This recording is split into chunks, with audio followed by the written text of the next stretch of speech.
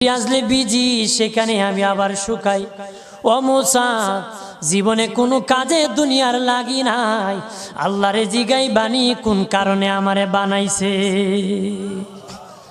আল্লাহ কে জিগাই মনে মুসা নবী কো আল্লাহরে তোর বাহারে মুসা নবী।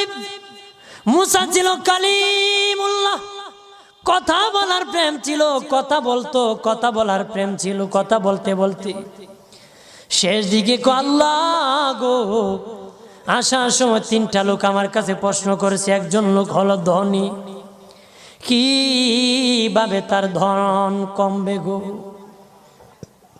আল্লাহ বলেন মুসা রে,